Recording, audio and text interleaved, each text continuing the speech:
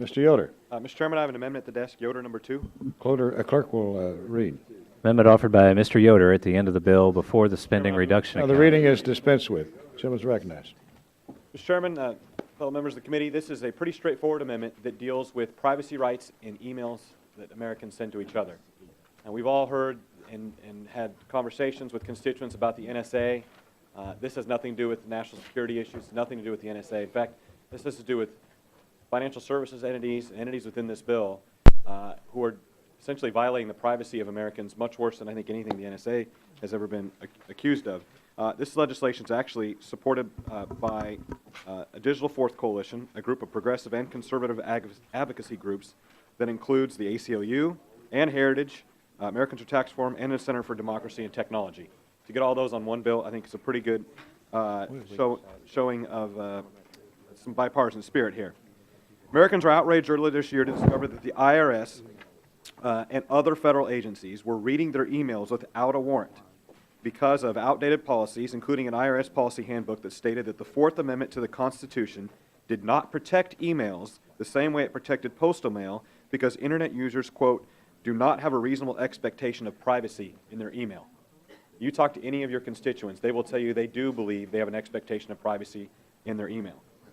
The IRS claimed this authority based upon outdated provisions prior to the invention of email as it's known today that said that once an email was 6 months old or opened, that it no longer had privacy rights, and the government could force an internet service provider to hand it over without any judicial oversight, without a warrant, and without notice to the person whose emails are being read.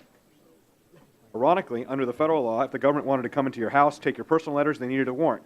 If they want to read those same letters saved in your inbox, they didn't. The Fourth Amendment protections had eroded online.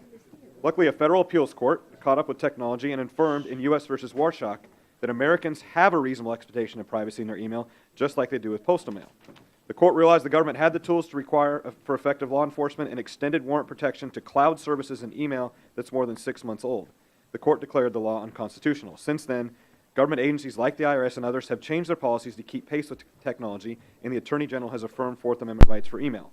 What my amendment would do would be to affirm the federal court, agencies, and most Americans' views that Americans have a reasonable expectation of privacy in their email by limiting funding for any investigations conducted by an agency under this bill that do not comply with the Fourth Amendment warrant requirements.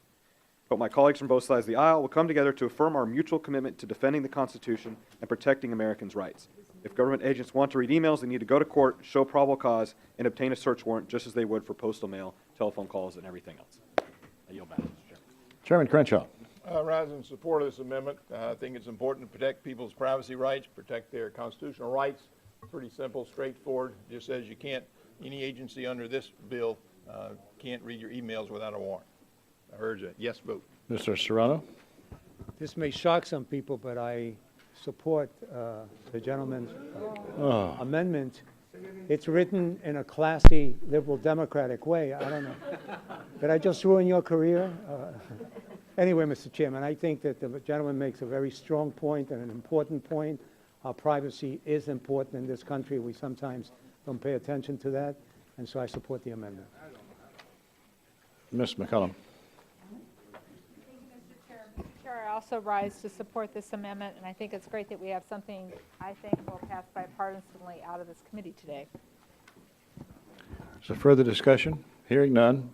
Does the gentleman wish to close? I'll just say I appreciate the comments from the chairman, the ranking member, and appreciate the opportunity to Question is on Yoder. All in favor say aye. Aye. All opposed say no. The ayes have it. The amendment is agreed to. Ms. Lee. Thank you, Mr. Chairman. I have an amendment at the desk.